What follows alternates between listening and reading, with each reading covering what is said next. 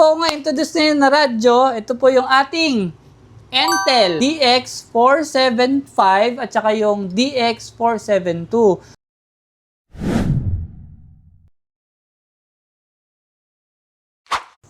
Hi, magandang araw mga karadyo. Ako nga pala si Gerald ng buyradios.ph. Meron po ako ngayon introduce na radyo. Ito po yung ating Entel DX475 at saka yung DX472.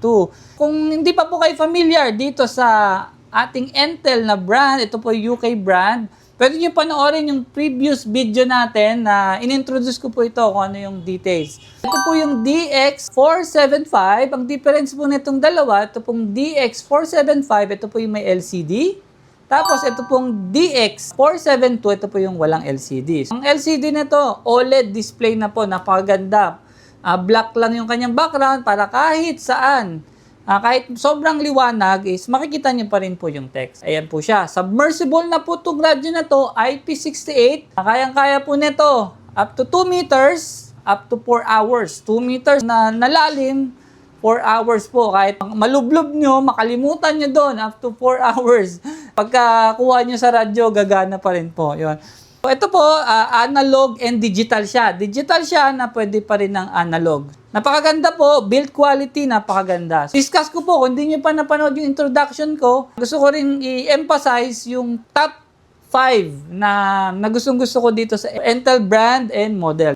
Number 1, unang-una po, made in the Philippines po ito. 100% po made in the Philippines. Dito po sa Laguna, ginagawa tong radio na to.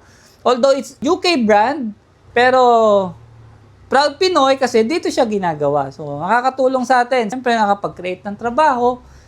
Diba po, napakaganda. Second po, ang gustong-gusto ko po dito, yung kanyang body quality. Yung kanyang quality ng body, military standard na po ito. Kahit mabagsak, malublob, walang problema. IP68 po, kagaya nabanggit ko kanina.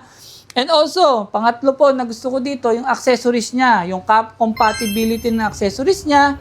Kung makita niyo po yung mga DX series ng Entel is napakarami po. Maganda po doon. Kahit iba-ibang model. Basta nag-uumpisa sa D and X, DX series, is pwedeng-pwede niyo pong pagpalit-palitin ng accessories. Maliban po sa accessories, yung kanyang programming. Meron pong USB programming. Ang gagamitin nyo lang po is USB. Hindi nyo na po kailangan bumili ng pagkamahal-mahal na programming cable. Diba po, tipid. Pang-apat po is yung kanyang warranty. Maganda po, binibigay po ni Entel na warranty is 2 years warranty. Sa dami po ng brands na meron kami, ito lang po, yung 2 years ang kanyang warranty.